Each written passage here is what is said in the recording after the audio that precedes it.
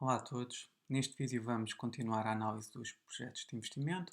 Vamos debruçar-nos sobre o que é o segundo indicador mais importante e mais utilizado na análise de projetos de investimento, que se chama taxa interna de rentabilidade, ou TIR. Podem encontrar informações sobre este indicador também em inglês, procurando por Internal Rate of Return, e dá para perceber que a tradução para o português foi literal, portanto, internal é interna, rate é taxa e return pode ser traduzido como retorno ou como rentabilidade.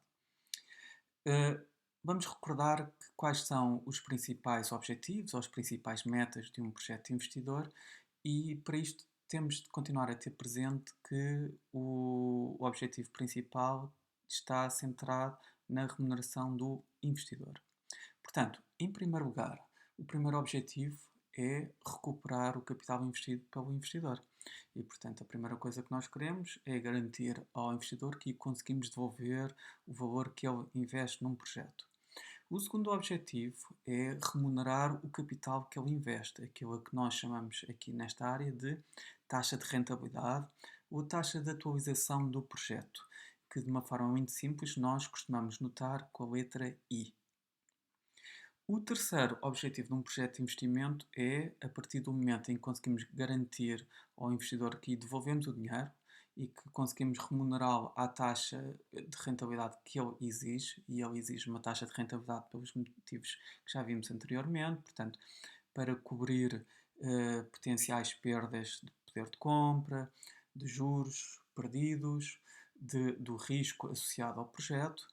A partir do momento em que garantimos isto, então tudo o que sobra, tudo o que o projeto consiga gerar em excesso, isso é considerado o terceiro objetivo, gerar este excedente líquido e que ele seja tão alto quanto possível. E é esse excedente líquido que nós chamamos de valor atual líquido, de VAL de um projeto. Utilizando um exemplo, imaginemos um investidor que está disposto a investir 100 mil euros num projeto, mas que discute com o gestor do projeto que ele necessita que este capital, estes 100 mil euros que ele investe, que sejam rentabilizados a um valor mínimo de 6% ao ano. Significa que, em termos médios, ou pelo menos no primeiro ano, o gestor do projeto teria que devolver ao investidor 6% daquele valor e, portanto, 6 mil euros só de uma espécie de juros, não é? De rentabilidade associada ao projeto. E imaginem que o gestor do projeto diz ao investidor que não só lhe consegue devolver 100 mil euros, como consegue uh, remunerar este capital a 6% ao ano, mas como ainda consegue, para além disto, entregar-lhe um valor excedente no valor de 47 mil euros. E, portanto, que este seria o valor atual líquido deste projeto nesta situação. Ora, o que é que nós conseguimos observar? O que é normal que aconteça é que, quanto maior for a taxa de rentabilidade exigida pelo investidor, naquele exemplo era de 6%, mas quanto maior ela for, dá para perceber que mais difícil é o trabalho do gestor de projeto, uma vez em que mais ele tem que batalhar para, em primeiro lugar, devolver o capital investido, em segundo lugar, para remunerar a uma taxa que agora é maior, e portanto dá para perceber que intuitivamente que menos vai sobrar como excedente nesse projeto, e portanto quanto maior for a taxa de rentabilidade, a taxa de atualização de um projeto, este I associado a um projeto, menor vai ser o valor atual líquido desse projeto. Portanto, o mesmo é dizer, menos excedente vai sobrar. Tecnicamente, isto até é bastante fácil de ver. Tecnicamente, podemos ir buscar aquela forma que vimos num vídeo anterior associada ao valor atual líquido. Portanto, esta forma aqui, recordando e descomplicando estes gatafunhos. Esta espécie de E maiúsculo é a letra Epsilon, que aqui significa apenas que estamos a somar tudo o que vem, tudo o que está a seguir, tudo o que vem à frente. E o que é que vem à frente? O que vem à frente são esses CFs, esses fluxos de caixa. Portanto, é o dinheiro que o projeto vai gerar em cada um dos anos seguintes. e a única coisa que estamos a fazer a esses fluxos de caixa é dividi-los aí por qualquer coisa. É efetuar aquilo que nós já chamámos anteriormente de atualização de cada um destes fluxos de caixa, consoante o número de períodos que estejam a ser puxados para trás, que estejam a ser atualizados para o momento zero. Portanto, esta é a forma do valor atual líquido, significa apenas a soma de todos os fluxos de caixa do projeto, todos eles, se for de, se o projeto tiver 11 períodos, se tiver, por exemplo, 11 anos, então estamos a somar os fluxos de caixa previstos ao longo destes 11 anos e estamos a atualizar cada um desses 11 fluxos de caixa. É o que significa esta forma. Agora reparem, tecnicamente dá para perceber o que está em cima, que quando a taxa de rentabilidade aumenta, necessariamente o valor atual líquido do projeto diminui. Conseguimos ver isto tecnicamente, matematicamente, porque reparem que aqui nesta forma o i aparece nos divisores, não é? Aparece aqui na parte de baixo destas divisões que estão a ser somadas. Portanto, o i aparece ali e dá para perceber que ao aparecer nos divisores, quanto maior for este i, menor vão ser todos estes valores que estão a ser somados, o que significa que menor também, por sua vez, vai ser o valor atual líquido associado ao projeto. Isto é tecnicamente, também conseguimos ver intuitivamente, de forma muito simples, apenas comparando duas situações. Podemos pegar no exemplo anterior, portanto, novamente, exemplo 1, o investidor investe 100 mil euros, exige 6% ao ano e o gestor do projeto diz que acha que consegue gerar um valor atual líquido ainda um valor adicional no valor de 47 mil euros. Ora, o exemplo 2 são contas feitas pelo gestor do projeto se a situação for diferente. Imaginem que o investidor continua a investir 100 mil euros, mas imaginem agora que o investidor necessita de uma taxa de rentabilidade mais elevada, não de 6%, mas de 10%. Isso significa que uma parte do bolo gerado pelo projeto, uma parte maior deste bolo, uma fatia maior, vai ter de ser canalizada para remunerar o capital, não é? Para cobrir esta taxa de rentabilidade que agora não é de 6%, é de 10%, é muito mais elevada, e portanto é normal que sobre menos deste bolo em termos de excedente. E nós vemos aí, de facto, o valor atual líquido nesta situação a ser mais baixo, a ser apenas de 31 mil euros. Portanto, é exatamente isso que vimos. A taxa de rentabilidade subiu e necessariamente sobra menos excedente. O que vemos aqui para estas duas situações, para este exemplo 1 e compará-lo com o exemplo 2, nós podemos ver isto de forma mais genérica, até podemos vê-lo de forma gráfica para ter aqui várias situações possíveis. Imaginem aqui neste eixo que temos a taxa de atualização a partir ali do lado esquerdo do zero e, portanto, quanto mais para a direita, maior a taxa de rentabilidade ou de atualização. E podemos comparar com os valores previstos em termos de valor atual líquido, se puxarmos para aqui um outro eixo e chamarmos de valor atual líquido, que também parte ali do zero, e quanto mais para cima, maior o valor atual líquido. Então reparem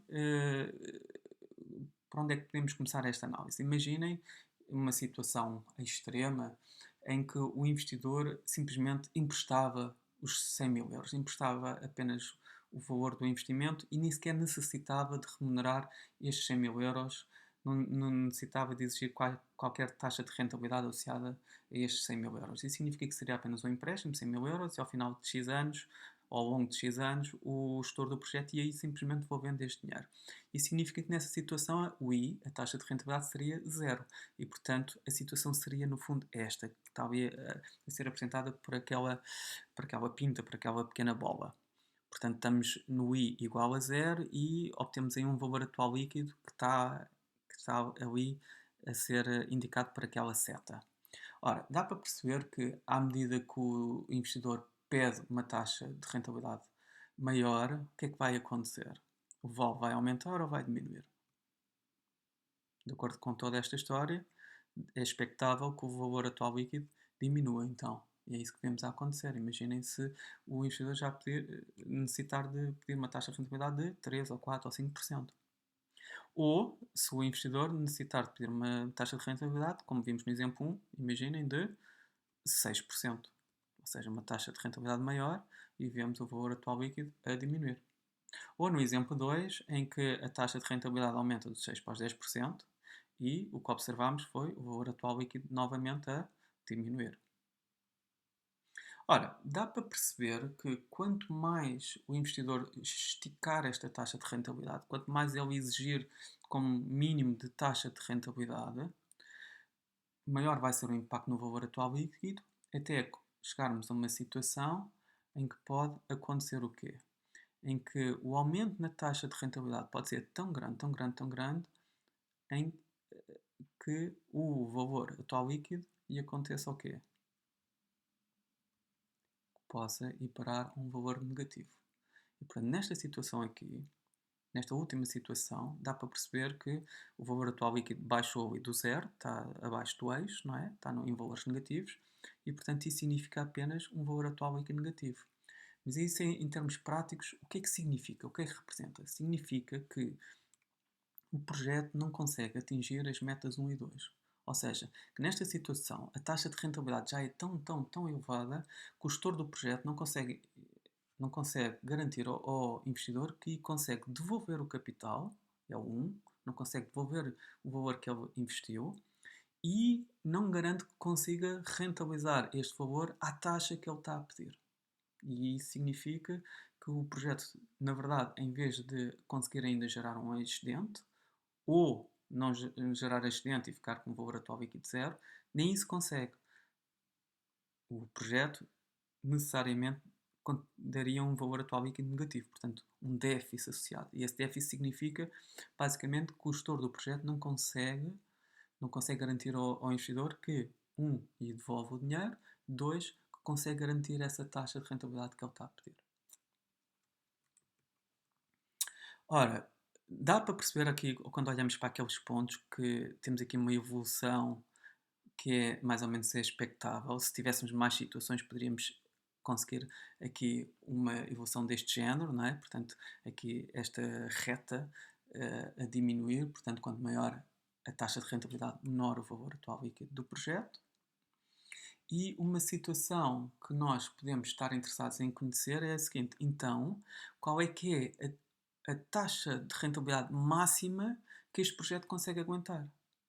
Consegue aguentar em que aspecto? Consegue aguentar antes de passar a valores negativos, antes do valor atual líquido do VAL baixar ali do eixo e passar para valores negativos.